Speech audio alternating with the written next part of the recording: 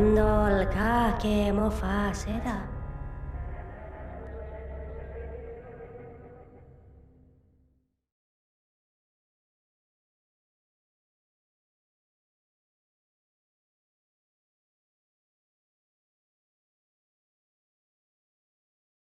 Have we started?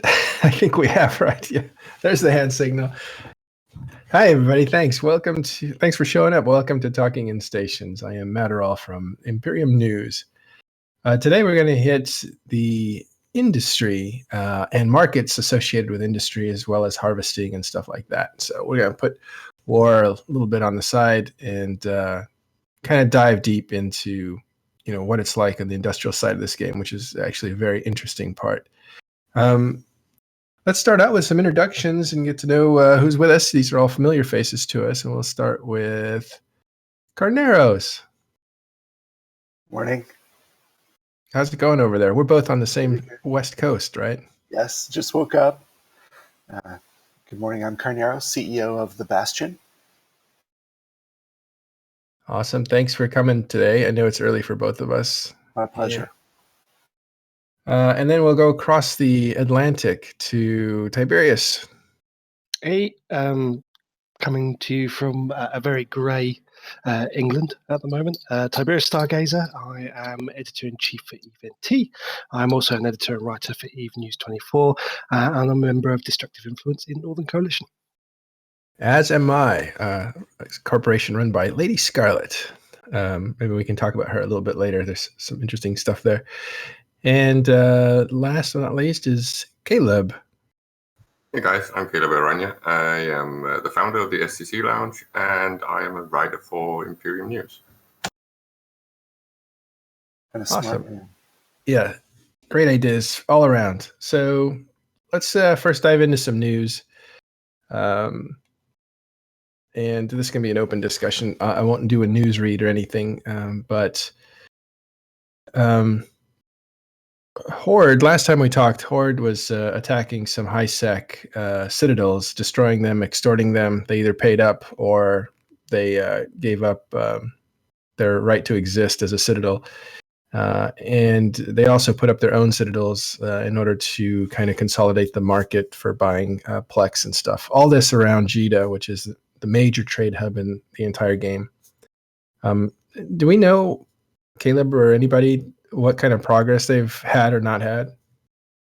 I don't think they're having that much progress yet. And I'm calling it the Fargo embargo or the Gobbins embargo. Basically what he's trying to do is he's trying to take the Plex market.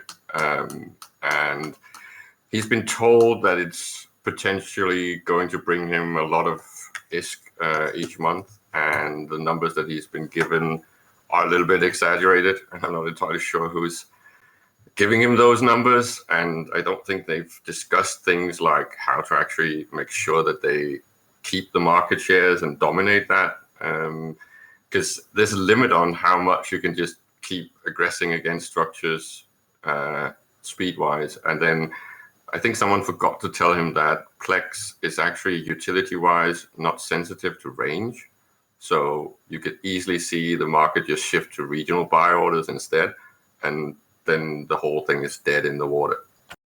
So I guess it's the only advantage to being one system out from Jita was that you didn't have to travel far to pick up your Plex if you bought it through a Citadel. So all these Citadels went up in Perimeter, which is a neighboring system to Jita, and around one jump around. So if you take all those out, people can just spread out to 5, 6, 7 jumps. Yeah, it doesn't matter because you can gift them remotely, you can activate them remotely, and of course with only mediocre trading skills, you can also just flip them and resell them remotely. So there's really no benefits. The benefits of range is if you are betting on that, is it 1 to 2% advantage of actually moving it? But you really have a problem with doing risk assessment if you are betting on that one. Because if you lose 1 Plex, right, you need to recuperate it by selling 50. Tiberius? I mean, from the market point of view, I don't know too much. I mean, that's something for a man much smarter than me to sort of work out. I don't know. Well, I don't know. I don't know what sort of money that these sort of things make. I know from a couple of structures we have in nullsec, it's a completely different thing, though. They can make quite a lot of money. But the thing that they're not making any progress, I'm not entirely sure is quite true. Because if you go to the perimeter kill board, the most valuable kills, which is a Soyoto, 4 Tazars, 2 Ryo2s, and an Azabel, are all down to Pandemic Horde. And presumably, reportedly, one of them had somewhere in the region of like an outrageous amount of ISK in it that went in assets that went into asset recovery. So yeah, but that's not really a win. That just means that you've closed off that trader's market shares, right? It's going to come back in like 7 days. The point is that he's betting on numbers, which is about margin trading and the whole thing that Reaver was writing about with offshoring. The benefits of player-owned structures is on the savings on broker fees and things like that. So you're getting an advantage on that. But the numbers he's been given is basically based on almost 100% market share, which is totally unrealistic. So if you talk of this only from the perspective of the Plex cornering, which is basically what he's trying to do, then it's a no-win situation. He can't really win it. It's just a matter of time before his project collapses.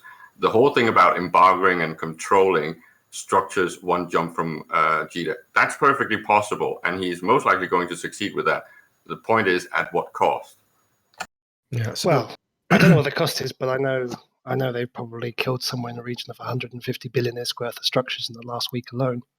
Well, that's a huge win destruction-wise. It's just that from a market perspective, the market that he's been promised is not going to emerge. It's not going to appear out of nowhere. And if it appears, he's going to have it for potentially a month or two, and that's not really going to make that much money. It's going to be lost after that, because then he needs to spread out and do the embargo in the entire forge, because you can just put up regional orders instead. I can put the orders up from low-sec forge, and it won't change anything. I will still be getting my JITA deliveries, even if I have it from down there.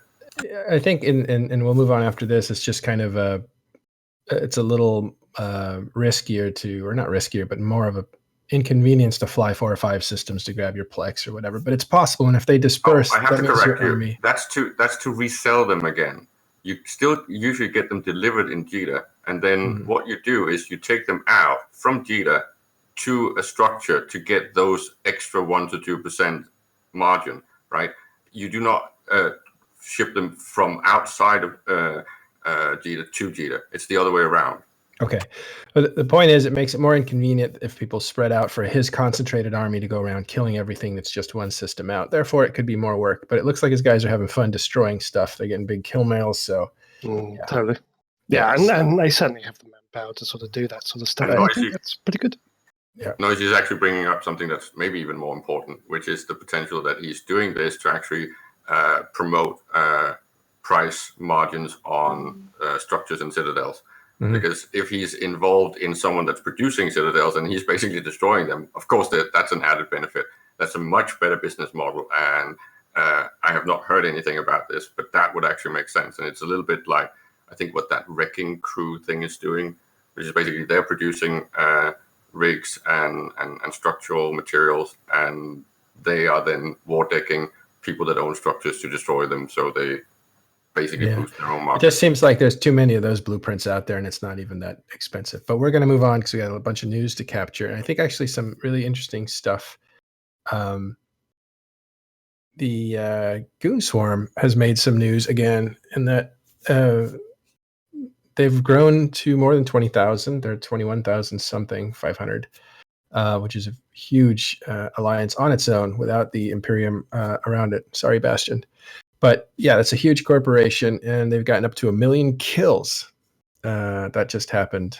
So, and this tells me, like, and I know because I talked to him, as you can imagine, Matani is pretty happy. He's in a pretty good place right now. His group is huge. His His group is lethal, and his news organization is doing very well.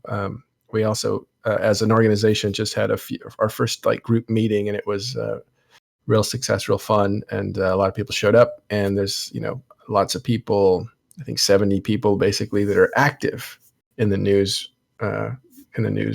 site. So things are looking up. Carneros, do you get a sense of that he's happy? The Goon Swarm is like a city. It's like a small city. And sometimes you need to go try to do something and get a political change here or there. It's like working with a government occasionally. But yeah, no, it's... I mean, judging by like a year ago, people were saying like, you guys need to get rid of Matani. He's ruining you. Yeah. Well, remember, people's impression of the Matani is stretched out over the last few years backwards. So some of their impression of him today, and some of it is impressions made of him years ago when he was a younger man and a little bit different. So they've got like a blended hybrid view of who he is, when in fact he's doing a lot of great things right now for us. Yeah, there's detractors there are in chat too of Matani's, and I certainly don't endorse like every aspect of his personality, but the guy grows up, he learns from his mistakes, and he keeps going forward in a pretty vigorous way. Like he doesn't just say, "Oh, I'm floating." I have a friend who is taking a driving school, and he was saying like, "You're either accelerating or braking. You're not coasting." That's and that's kind of how I feel he runs himself. Is like he's either accelerating towards something or he's braking on something and turning or whatever. But and here's the thing: if you don't like Matani, and some people don't, if everybody liked him, there would be people that didn't like him because everybody liked him. So there's just no, and this goes for everybody. There's same with anybody who's up here, and if everybody liked them, there would just be a counter reaction to it because nobody wants to follow everything. So. But that's part of Eve at the end of the day. It's like you have all the personalities, the leaders, the corporations that have their identities, the alliance that have their identities. If you didn't have those identities, then you wouldn't have like the differences of opinions and the difference of ethics and difference of code, which then people play against each other, and then you don't have like the fights and the wars and the dynamics and the diplomacy and all the great things that come from this game as a whole. So as we all play our own part, all our leaders play our own part as representative of a particular sort of facet of gameplay that we enjoy. And you're either with them or you're not, and you either hate that form of gameplay, which is really weird. I find that so strange. Like when you get the cult celebrity, like the one that if you go onto the Facebook page, for example, the one that's talked about the most is James 315. Like every day somebody's complaining about him, but he does that. Like he goes out and creates that persona, and we all do in our own certain way, and it wouldn't create the great universe that we reside in, to be honest. So I guess so do hate people and do love people. Just remember, it works well. Role play your hate. But anyway, what's going to be fun is they're going to do some celebrating this next weekend, a week from today, right? Carneros, you going to be a part of that? Yes, I am. You're hosting that? No, I'm not. I'm not hosting. I'm helping the host out, but we're having a patio party. We've done this a few times in the past, and we call it a patio party. It's a businessman's private home in his backyard with caterers, and it's just a fun thing we do from time to time back here. It's usually more Imperium than other factions in Eve, but a bunch of Eve players and a lot of industry devs that just kind of hang out in the back and drink and talk and leak things about upcoming games and have a lot of fun at it. And recently, Lady Scarlet, as you mentioned, moved closer to our area. So she and I are kind of almost neighbors now. We're about a half hour's drive, 45-minute drive apart. Heard it here first. The patio parties are now the new barbecues. Yes, it's evident that. So she and her hubby are coming over, and I believe we have the honor of Mr. Matterall coming. Yeah, I'm going to show up too. This will be the first time I show up to anything like this. Besides, I think Vegas. I've done a few meets up here in LA with Cap Stable guys, but yeah, flying in for it. The big thing is Lady Scarlet going into the den of Goonswarm, like has hell frozen over or something? There's some history there. Has she even said yes yet? Yeah. Yeah, I think she's gonna go. I'm gonna go there to make sure to protect her. I'm gonna take her out husband will probably do that. special wine, try to impress her. It's very nice of you, Carneros. Yeah, so that's going to be pretty cool. And there's, I think, Matani's, flying in from, so everybody will be there. Be interesting. We'll tell you how it goes.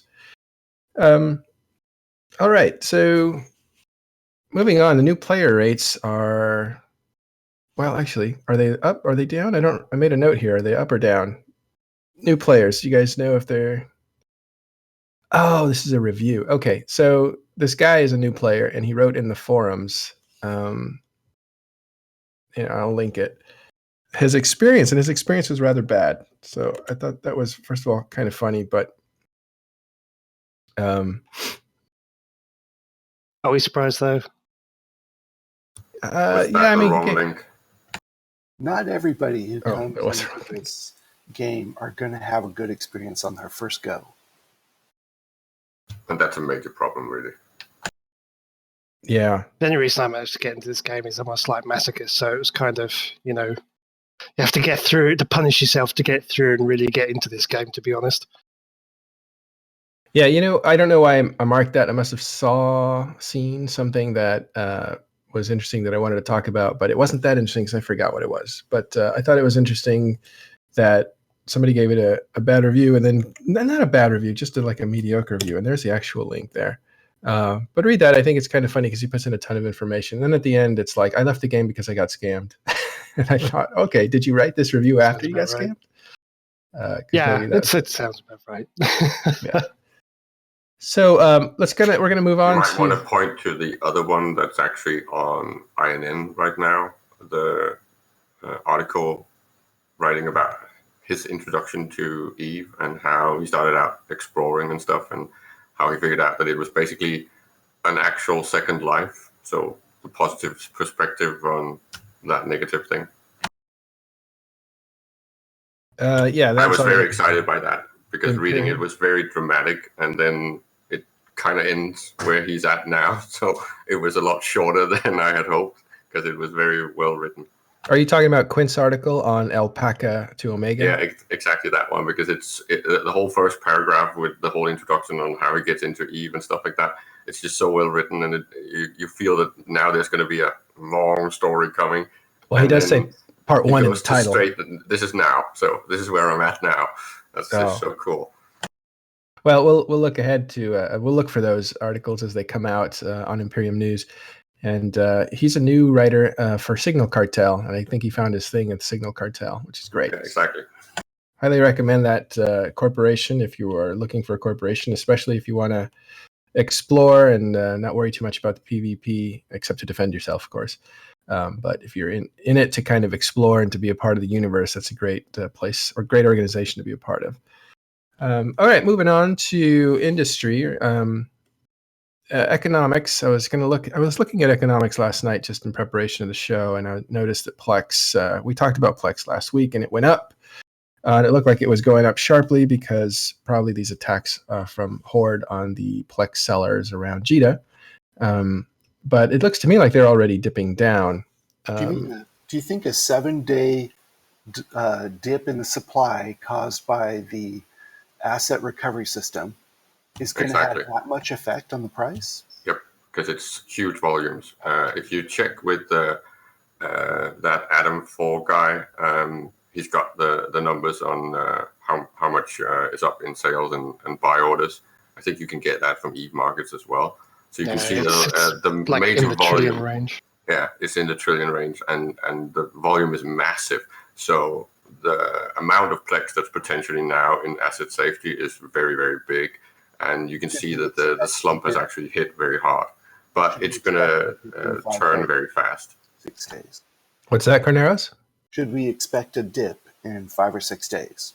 Yes, and that's already starting. Again. You're starting to see that. I think we have a graphic of it if it can come up. If not, you can check the Plex market in JITA yourself. There's already starting to see a dip of it.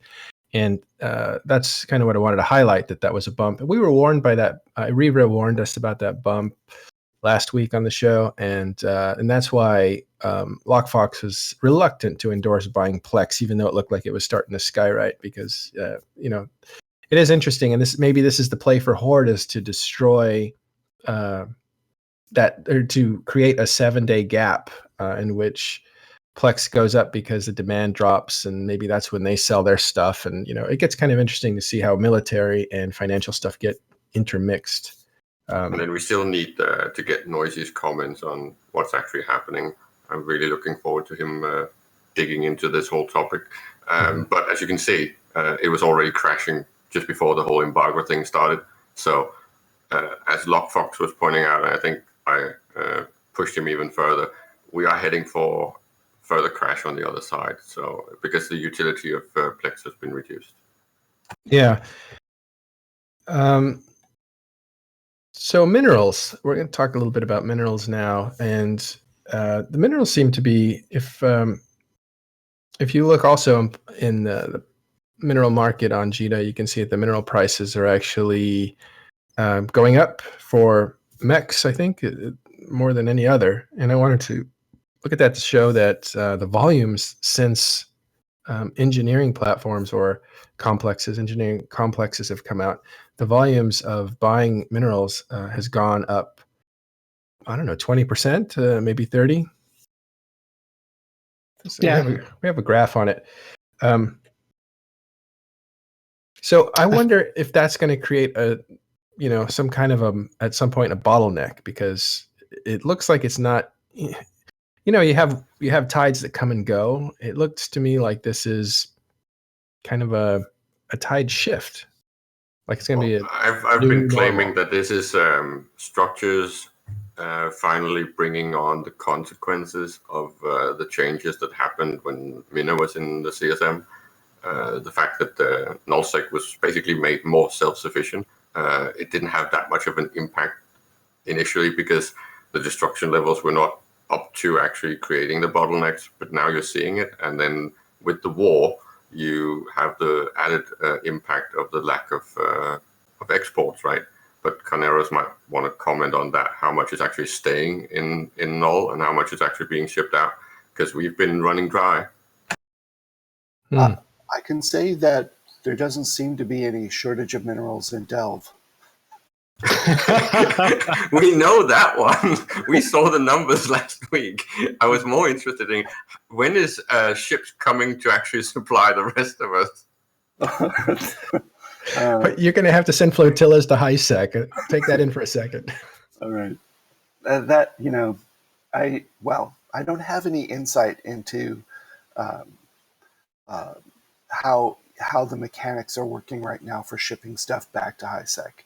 I can say that there are people who want to do things right now with minerals in Delve. They're building, not only are they building all the things you think they're building, like capital ships and Rorquals and super capitals, but they're building tons of redundant structures, like insane amounts of redundant structures. And one of the things one of the things that we've started doing as a practice is clustering our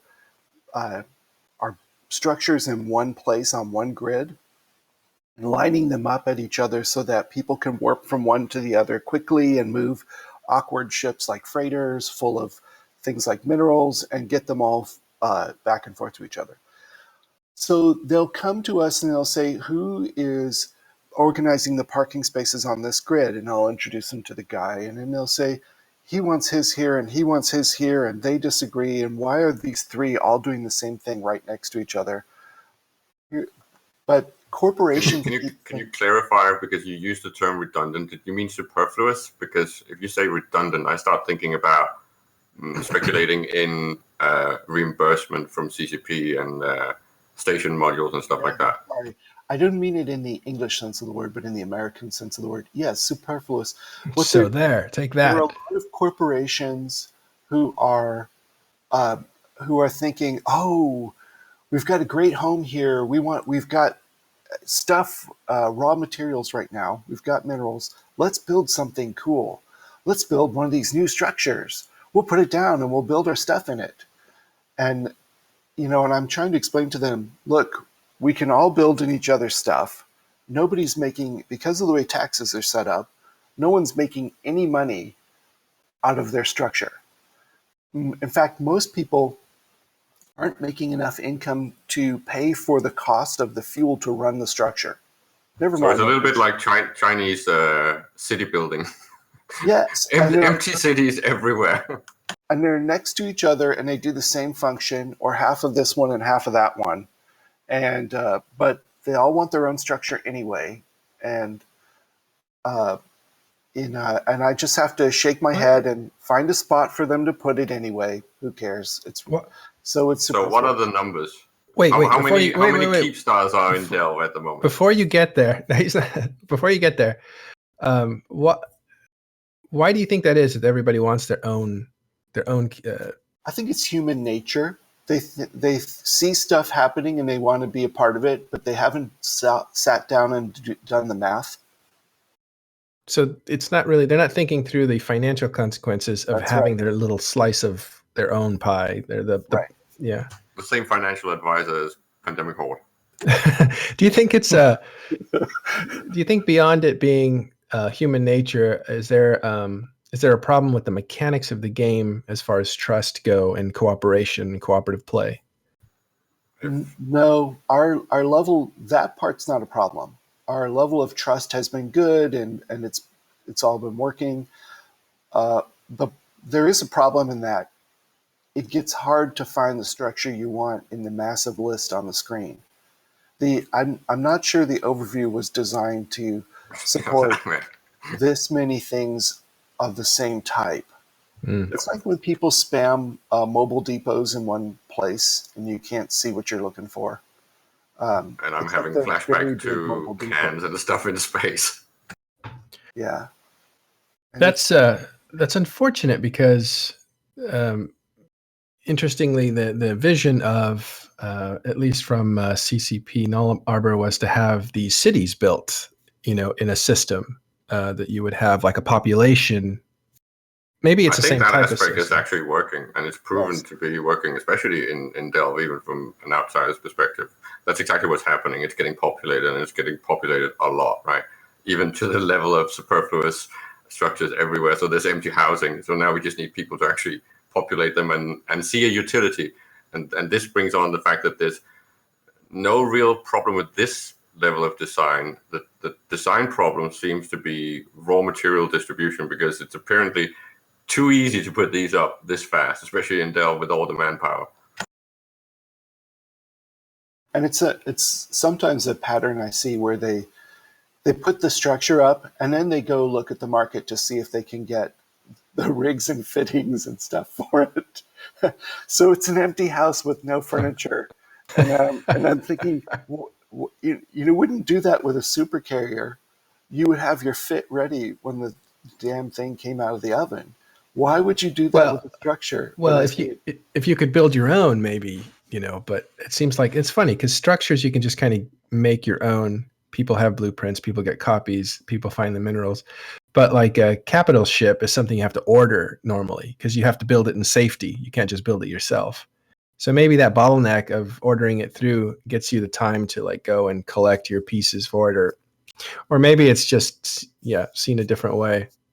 You can see the problem design-wise from, this is my CCP please, and I have talked about it before. You can see where the problem is on where the bottleneck is, because there is no longer an actual real bottleneck when it comes to raw materials.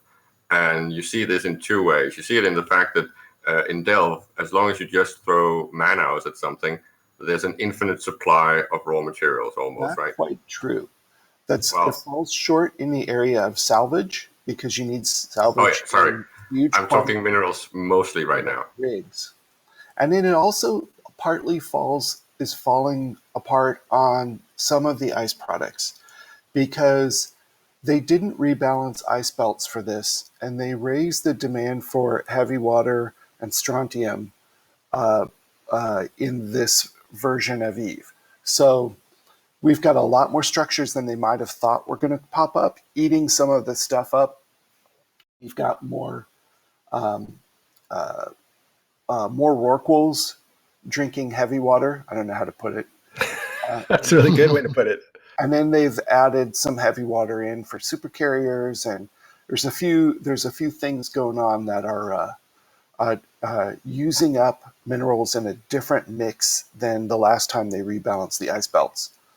So yeah, I was thinking the fundamental of minerals, right? Now let Carneros finish. Every time they pop up, every time they spawn, they get all the way farmed down. And then people wait for the next 4 hours. Yeah, and the supply is a bit too easy to access, and it's too evenly or call it self-sufficient distributed. So there's no bottlenecks. It's also why you see those strange price parity things, which is on minerals, right? Where you see the fact that the difference between pyrite and titanium is very low, and you see that isogen and mexilon are basically on parity with each other. And then you got the high end in megasite and sidrine, which is also basically the same cost, which does not really make sense from a rarity point of view. And that's because you can just keep throwing man hours, so you have almost endless stock. So it's only about the logistics strain, right? How much you can transport it and how costly and how much risk that entails, right? So the only price index right now is in risk and man hours. I want to take a second to say hello to my friend Nasa. How you doing? Always thinking about you every day. He's a court mate of ours, and and we're glad that he's in the audience today. So, Nasa, how are you doing? I hope you're doing well. And Tiberius and I say hello. Right, hey. Tiberius? Of course you do. Yeah. So, sorry to interrupt the flow. I had to do that as soon as I saw it because I forget, and that's a very important thing for me to remember every show. So every show we're going to say hi to NASA. Yeah, so we did jump ahead and we jumped into minerals and talking about minerals, and I think we're in pretty deep. So I don't want to interrupt this flow because there's other things to talk about in this general area. We're going to come back at the end of the show to talk about the one news item I didn't pick up, which was the catch war and what's going on with that. So bear with us. Well, I think we can segue into that, right? Because recently there was a discussion because of one of the fights where I think Goons lost like 40 billion to like 2 or 3 billion. And it was called out as a huge win for the other side, except no one was taking into account that to call something a win, you have to compare it to how productive is the group that you're beating, right? If that group is bringing in 10, 20 times the resources that you do, then they could feel that kind of loss forever. And then when what you're trying to say is resources are free? Because the time is free? In Delve they are. If you look at the Delve numbers, the productivity is so massive that they can keep doing these, what you would call 10-to-1 fights, where they're losing 10 times the ISK amount. Yeah, well, that's true. But the miners are not going to spend. Yeah, but the miners aren't going to spend all their time doing that for nothing. So there's an economy there that you got to consider. And 40 billion may be a drop in the pool. I mean, and it is a drop in the pool. 40 billion is not a lot of money. But you can't compare like the homeland economics to the objectives on the battlefields. That's where the resources are coming from. So that is the comparison. That's the only comparison. That's the only metric. A little bit, and I'll tell you why. If we lose 40 billion ISK fights every day, that's going to put a lot of strain again on the logistics groups moving additional ships to where they need to be, and they're going to complain. So. Yeah. Also, morale is an issue, but maybe not in the long term. When campaigns drag on for months, there's a different kind of like pace to morale and keeping people interested and that sort of stuff. The Flash the super high heat flash of the casino war is not a usual campaign in Eve. It happened all within a month or two, and it was mostly 2 battles, and it was a ton of people at the same time, and it was fun, and it was exciting, and everybody was a part of it. And then there was no staying power test to that. And this is all kind of funny because it's the same argument that was used for the casinos, right? They had endless amounts of money, and we can't possibly win against that kind of energy and that kind of fuel. And now it's the reverse. So is the game out of balance again, or is this how it should be? It's out of Well, balance. no, the shortage of the currency in this war wasn't, the resources, because both sides had plenty of resources. It was just, like you said, the morale to fight. I thought my early predictions were that this war was probably going to go on for maybe a month, 2. Hopeful, optimistic, because I was like, "Yay, we can go down and like have a bit of a third party and have a bit the of war fun." we didn't have. It was over in 2 weeks. Like, the main ally of Stainwagon have gone, "Yep, no, that's it. You're not defending your space anymore. So why should we come and help you defend your space?" And have gone. Volt have folded, and Stainwagon don't seem to be putting the numbers on the field. Well, let's start there. What's going on with the war? Did it end? No, I mean, now I'd say it's probably going into the early starts of the mop-up stage, towards the end of, now Test is kind of going around, Test and CO2 are kind of going around the region, reinforcing systems, but they don't seem to be facing any resistance. So as far as I'm concerned, the morale side of the war is over. It's now just the logistical and, the tidying up of ends, and maybe something will happen going forward. Don't know. Jintan's calculations, the Imperium has won by 400 billion in total. Yeah, but again, that's an IS thing, and we kind of, like it said,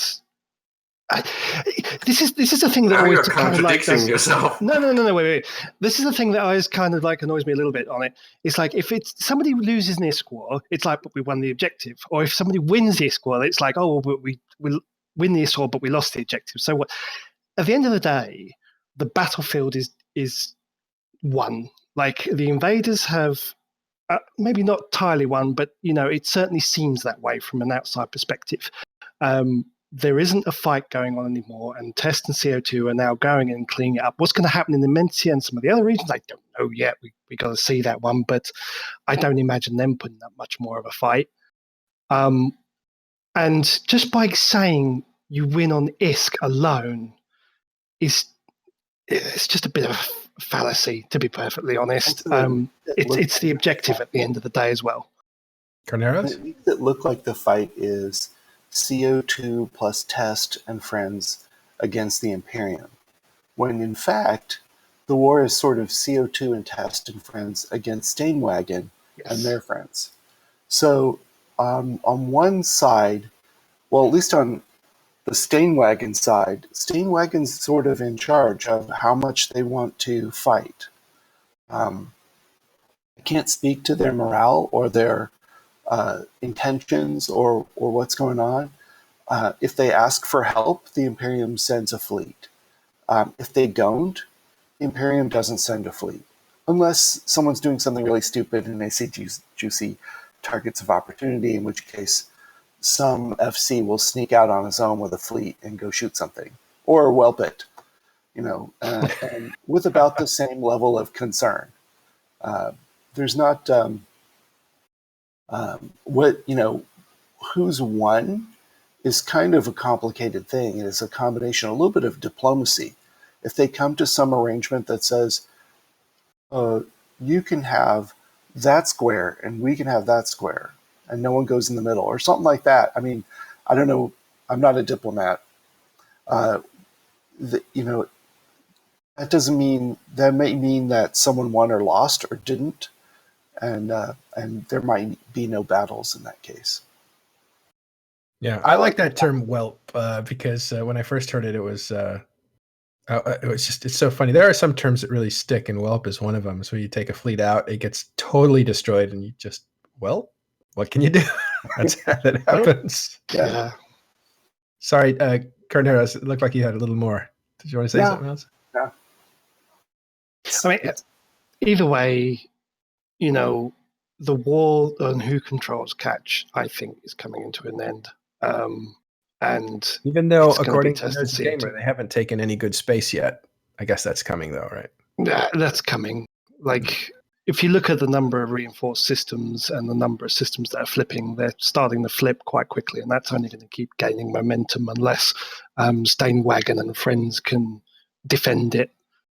Well, do you think the Imperium would take the position of being the spoiler, like PL does, Pandemic Legion? They usually sit near a system where people are desiring SOV, and as they move in, PL just shoots the heck out of them to make it really a tough experience for them? I mean, probably, yeah. And same reason as everybody else would want to go and get on a fight is to get some content and have a fleet. But whether, as with PL and NC, will Goons actually still now take the view of standing on the point of like being a proactive assistance in the war? I don't know. I don't see what benefit they'd get from it now. I do see fleets going out to harass people. Yeah, so which is totally expectable. If I see a fleet that's all claws, for example, I assume that's going to go harass someone. That's not the kind of fleet we would send to achieve some kind of objective. It would be a fleet we would go make someone's life miserable. Yeah. And that is different because Pandemic Legion would tend to send fleets and then escalate up to Titans if they needed to like win battles and really deny objectives and to frustrate people who are moving in. And this sounds different in that, first of all, the SOV system has changed. So now claws, these little interceptor ships, can move around fast and just create, make it a longer endeavor to capture space. So it's kind of a different kind of harassment. I hate them. It's a story for another day, but I hate them. Okay. Actually, can I tell a story from this week? Of course. I learned something. What's the name of the coalition that FCON leads? It's Phoenix Coalition. Phoenix Coalition. With Triumvirate, by the way. Not FCON, but one of the Phoenix Coalition guys was mining with, he was, I think it was one guy or a couple of guys, and they were mining and ratting in a system, and we hot dropped them. And we got 2 Rorquals and 2 pirate battleships of some sort with just a bunch of stealth bombers. DBRB was FC. And the Rorqual pilot did something really smart that I'm trying to teach to my miners back home, which is he had set up a mobile depot next to his Rorquals, and it was a special kind of Rorqual depot. It was a bigger one of the yurts. So as soon as he got in deep shit, he called in his harvester drones, which are $1 billion a pop, stuffed them into the mobile depot, and then started doing things with his regular drones. And so when he lost his Rorquals, he still had his depot back there full of a $5 billion consolation prize for his next Rorqual. And he's, his resupply effort just got a whole lot easier. And I thought, that's pretty damn smart. You can't shove that much M3 into a normal mobile depot, and you can't just line up mobile depots around you because of their anchoring restrictions. But if you get one of the big ones, you can just plop it down, have it ready. You don't even have to think when you're attacked. Pretty damn smart. Yeah. Free tip. That's a great tip. Thanks for that. So the catch war does come to an end, or is coming to an end. It looks like it's a mop-up phase, and to review this topic. And was anything learned? I mean, this was supposed to be like the biggest. This looked like it could be round 2 for the casino war. Like the Imperium got knocked out of the north, they came back, and they pretty much had the same enemies, with a few exceptions, in the south, and they were kind of coming together. Doesn't look like it's going to happen. It started off pretty big, but I don't know. It just kind of fizzled out. Not Bit to of a say that disappointment.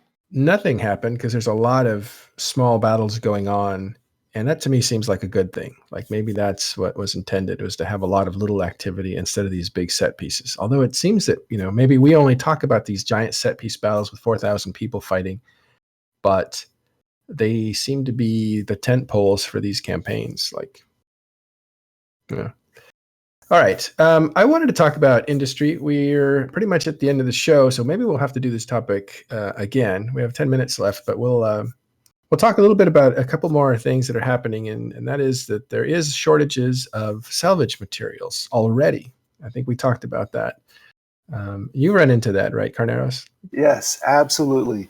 And the price of it means that it feels like you could buy and set up 3 fully fit keep stars for the cost of a Tech 2 fit Sotillo. And that might even just be for one of the rigs. It's crazy it's almost like a joke or some kind of a mistake how badly. Yeah. I think it was mentioned, wasn't it? No, it was hinted at when we were talking with Aerith back in the day about where he thought that CCP would land the numbers eventually. I think we touched upon things like the bottlenecks and things that potentially were going to need some tweaking, and salvage is definitely one of them, because there's not enough motivation and you can't metric it the same way as mining. Do you think wondered if CCP is trying to change the game in some way around salvage, and maybe they were doing that on purpose to try to create some kind of like salvager as a profession and make lots of people do it and have corporations specialize? I mean, I don't even understand what that. Well, maybe they're creating a shortage to have to create more combat. It's like, if you want the salvage, you got to fight more to destroy it. Well, I guess not, because you can rat. That's already a thing, right? If you want the actual good salvage, right, and easy to access salvage, you're going to do that in a risky area. You can, of course, do the mop-up thing in the wake of someone ratting, but if you want the really good things, you need to go where the big fights are, right? Someone needs to mop up those battlefields because they're filled with good salvage, and especially from the structures. Talking to Dunk, was it Dunk? Oh, I hope I say this right. I think it was him that said, or somebody like him, said that there was a big fight. No, it was actually Yintan. Went to a battlefield and just started salvaging everything and made a bunch of money. I do want to say, though, there is a group that does nothing but salvaging. They're about 1,000 people big in high sec. You can join them even if you're a new person, and they are called Pro Synergy Corporation, and that's their task. What they do is they look for people who are ratting or killing NPCs and then leaving the salvage behind. So they take those opportunities and they give them to people who are in their corporation, saying, we have this area, go clean it up if you want the salvage, and people will go and actually make that money. And their model might be getting a lot of money right now because it's in such high demand right now. But everyone is kind of agreeing that the whole mechanic of doing salvage and the clicking and the moving around, and then the fact that you don't have a normal metric the same way as you do when you're mining, it's off-putting. It makes it a not very popular profession, even though it might actually be extremely lucrative. Well, it might appeal to the gambler and people if they don't know what they're going to get. It's like a Cracker Jack box. Also, is CCP trying to change the way fleet battles work and have FCs take out a separate, like a squad of salvagers each time to go with the fleet? Is that their intention? Would love that. Have everyone. I mean, right now, everyone who brings a Titan to a fleet has to bring a Force Auxiliary alt as what I call a water boy to go with you and look after your big guy. That's now kind of built into the design for really big fleet battles and that have super cap escalations. Are we supposed to also have a salvaging alt now? I think mechanically, if they want to improve salvage, they might want to. I'm going to say something that sounds controversial. They need to put a bigger time sink in it, right? So, but the yields need to go up. So when you're salvaging a battlefield, the composition of the battlefield is also going to impact the time it takes to salvage, right? So bigger ships take longer to salvage and give more yields. So it becomes like an ad hoc belt, where you're mining it like a belt, right? More in that regard than the current click and then get it instantly, right? I think if a battlefield of 4,000 was became something like an actual mining belt that you had to bring an actual salvage fleet to mine the whole thing out, and it took about the same level of time and effort, then it would balance the game better, especially if the yields were then tweaked to fit that metric. That sounds worth considering. I think it's an interesting point that Noisy Gamer makes too, that if you if everybody's salvaging, it slows down missioning. And it's weird how they have the ripple effects in the economy, like everything that happens in EVE affects other things. And that's what you can't ever predict. Go ahead, Tiberius. And I think that's an important point as well, because even with the prices the way they are now for salvage from the bottlenecks that are growing up, there are still activities like ratting, for example. If you go out ratting in a carrier, it is literally not worthwhile salvaging the wrecks, because it's still more valuable ISK per hour wise to go and shoot the rats than it is to, get an alt in and sort of salvaging it. You might as well put that alt into a carrier and get them ratting as well at the same time. And that's really about where you apply the man hours, right? Because everything right now is a man hour balance problem. It's how much time does something take, whether we're talking industry or ratting or salvaging. Those are the metrics that CCP kind of, I think, is failing on. They haven't figured out a good way to balance that. I'm not saying that we need some sort of equal hourly wage across the board. I'm just saying that they need to tweak these numbers to fit something that's more fair, so you don't get these cookie cutter professions. Well, let's take that up in the after show where we can, sit around like a lounge and talk about these issues in deeper detail and all that kind of stuff. I do want to wrap up this one segment with a story that I had when I was in Dead Terrace. We were invading, I guess it would have been Impasse or in that area. And no, we started out in Stain. It was an abrupt move. And when we got there, we didn't have any logistics support. So we ended up arriving in just our clothes, basically the ship that we were flying. And people were running out of supplies, because if you look at Stain, it's actually just a pipe, which means that it can be camped on both sides. So wherever we landed, we would have to really go through gate camps just to get supplies. So every single battle, everybody would fight over the scrap on the field.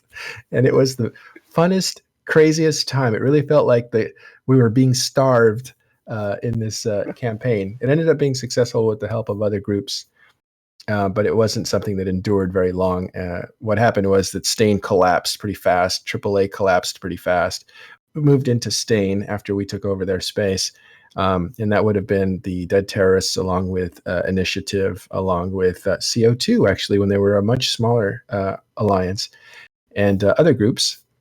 And as soon as PL support ended, that basically, took the umbrella off that coalition that had formed to take the space, and it completely collapsed as Stain moved right back in and took all that space. Red Overload, Stain, and they just destroyed everybody in their path and took it back. And that's what happens in Stain, and that area is the Stain Russian groups. They withdraw into Stain and they kind of wait. And then when everything calms down, they come right back. They've done it about 9 times. So it looks like that's happening again. The question will be in this war or in this conflict in the next few months, Test is looking to make a home where they can build their capital ships. Will Stain interfere with that? Or is there going to be some balance that's reached? And if Test is allowed to build their capital ships with as many people as they have, is that a threat to the Imperium? And will the Imperium let that stand? So all these questions will be answered this year, this summer, and I think it should be pretty interesting. That's our show, except we want to do upcoming events. Tiberius, what do you got? So in the EVE Sports arena, the EVE NT Cup kicks off next weekend. There's 12 teams competing for a slot in the next season's minor and major leagues for the EVT Championship. So check that one out. Also, we've got a couple of player events coming up in the next week or so as well. There is a 07 Club meetup in the San Antonio, Texas, and that's at, I'm going to butcher this name, Hooligans? Hooligans. I'm just kidding. Hooligans. No, that's what the English are, not where this place is. I was thinking soccer or football. So if you're around there, it kicks off at 7 o'clock in San Antonio, Texas. There's also a meetup in Brisbane on the 21st of January as well. That kicks off at 6 p.m. And that's at the Buffalo Bar. That's the usual place that they hold that. And then the week after that, if you love your skiing, then there's Eve Breckenridge, if you happen to be around Colorado as well. That's being organised by Doom Chinchilla from PL. So if you want to get in some skiing and snowboarding, go check that one out as well. More information is on evemeet.net. And one last one. There is a meet in Austria on the 27th of January. I'm not going to say the name of the city, but you can find all the information for that on evemeet.net as well. That's it. Thanks, Tiberius. Last thoughts, guys, before we say goodbye? Stick around for the weekend. There's a lot of nice, interesting shows coming up, especially on INN. Cornelius, thanks for joining us. What do you got? See you next weekend, Adderall. That's right. Yeah. There's something you missed, Tiberius. The Imperium guys are getting together in San Diego. I'm just kidding. Clearly I'm not important enough to go hold coffee around the world. You know what? When I get there, I'm going to call you on the phone so you're there too. All right, everybody. Next time, just bring yourself over to the UK. We can have a beer here. That's more my style. That sounds good. That sounds good. Thanks, everyone, for joining us. Don't forget, right after this show is the Talking in Stations After Hours, where we hang around, and you can jump into our Discord. You can see it there on the screen. And, we just chat about topics that we picked up and new topics and anything you guys want to talk about. It's just a place for you to talk to veteran players and, kind of get together. And we do it all the time, but especially during After Hours where it's actually broadcast. So you're basically on the show. The reason for that, too, is that we can't accommodate every guest that we want to because we need to give guests room to talk. And so this is a good way to just kind of let people come in and kind of not audition, but just have their say about certain topics if they feel strongly about it. So that's right after this show. Stick around. That'll be hosted by McLeod. I also want to say that we have the Patreon. It's Patreon/Matterall. And that money that is raised there is used to keep the podcast funded for space and stuff like that, and also maybe for future projects. I will be transparent as possible. All the money won't actually be used by me. It'll be kept in a separate fund from my personal funds, and I want to use that for things that improve the show. And I don't know, maybe we could buy some kind of a pathway for Tiberius to show up to Vegas or something. That's one of my goals. That'd be great. Right. Okay. Thanks, everybody. We will see you next week on Talking in Stations. Bye. Bye, guys.